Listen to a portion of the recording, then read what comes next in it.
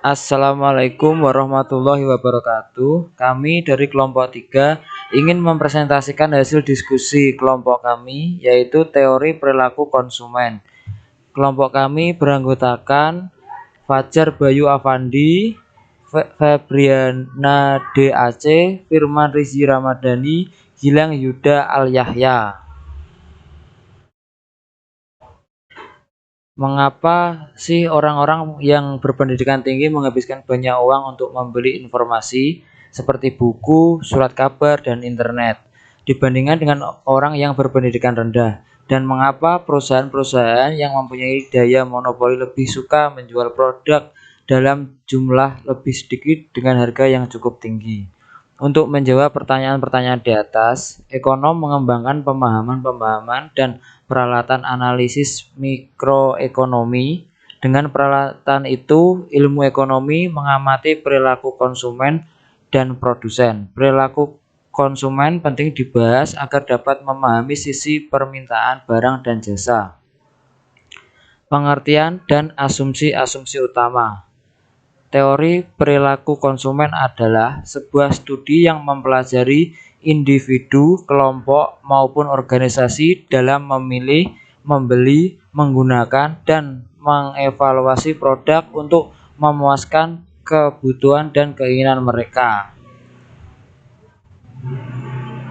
Pengertian dan asumsi-asumsi utama. Utilitas unity. Utilitas adalah manfaat yang diperoleh karena mengonsumsi barang. Utilitas merupakan ukuran manfaat suatu barang dibandingkan alternatif penggunanya. Utilitas sendiri ada dua, yaitu utilitas total. Total utility adalah manfaat total yang diperoleh dari seluruh barang yang dikonsumsi. Dan utilitas marginal, marginal utility, adalah tambahan manfaat yang diperoleh karena menambah konsumsi sebanyak 1 unit barang. Hukum pertambahan manfaat yang makin menurun. The law of diminishing marginal utility. Pada awalnya, penambahan konsumsi suatu barang akan memberikan tambahan utilitas atau manfaat yang besar. Tetapi makin lama, pertambahan itu bukan saja makin menurunkan menjadikan negatif. Gejala tersebut disebut hukum pertambahan manfaat yang makin menurun, the law of diminishing marginal utility atau LDMU. Konsistensi preferensi, transitivity. Konsep preferensi berkaitan dengan kemampuan menyusun prioritas pilihan agar dapat mengambil keputusan. Selanjutnya ada faktor-faktor yang mempengaruhi perilaku konsumen. Yang pertama ada sosial, yaitu peran sosial dan status sosial. Selanjutnya ada budaya, adat, agama, ras, dan lain-lain.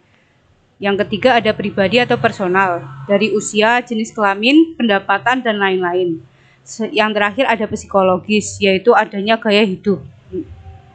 Jadi setiap orang memiliki perbedaan keadaan, makanya perbedaan tersebut juga mempengaruhi perilaku konsumen.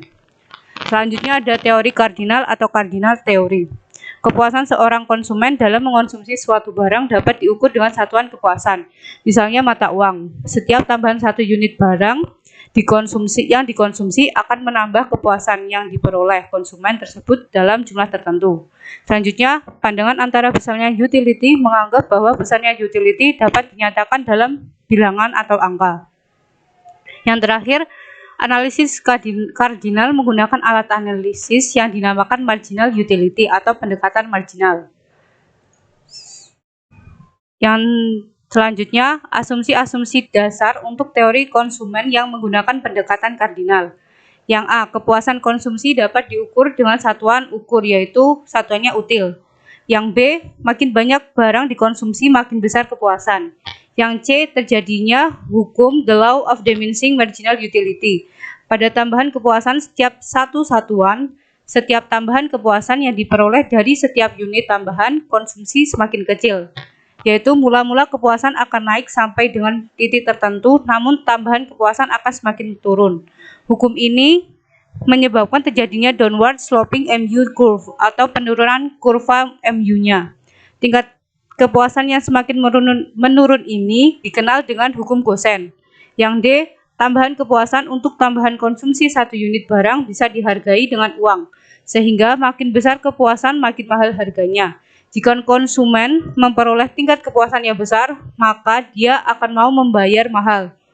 Dan sebaliknya, jika kepuasan yang dirasa konsumen rendah, maka dia hanya akan mau membayar dengan harga murah. Pendekatan kardinal biasa disebut dengan daya guna marginal.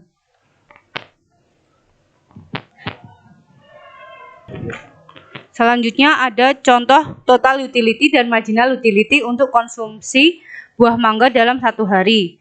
Yang pertama ada kuantitasnya 0, total utility-nya 0, dan marginal utility-nya enggak ada. Yang selanjutnya kuantitasnya 1, total utility-nya meningkat dan marginal utility-nya meningkat. Yang kedua, kuantitasnya 2, marginal utility-nya meningkat namun marginal utility-nya menurun. Ini di samping ada contoh kurva total utility dan kurva marginal utility. Hubungan TU dan MU ditunjukkan dengan TU akan meningkat bila mana MU-nya lebih dari 0 yaitu positif dan TU maksimum pada saat MU sama dengan 0. Selanjutnya, TU akan menurun jika MU kurang dari 0 atau negatif.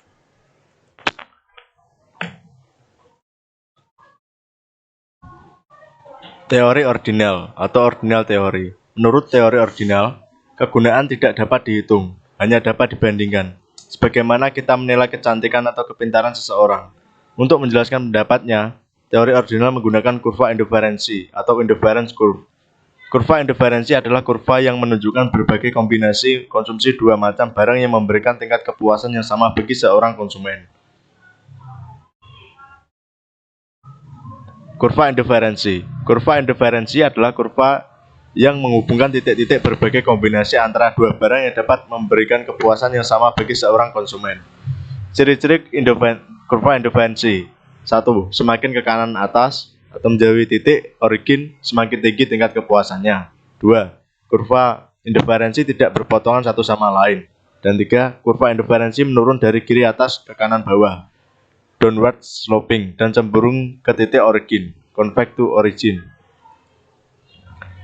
Kurva garis anggaran atau budget line curve. Kurva garis anggaran adalah kurva yang menunjukkan kombinasi konsumsi 2 macam barang yang membutuhkan anggaran yang sama besar. Misal, garis anggaran dinotasikan sebagai BL, sedangkan harga sebagai P. Jadi PX untuk X dan BY untuk Y, dan jumlah barang yang dikonsumsi adalah Q. Atau QX untuk X dan QY untuk Y. Maka BL sama dengan PX kali QY, PX kali QX plus BY kali QY.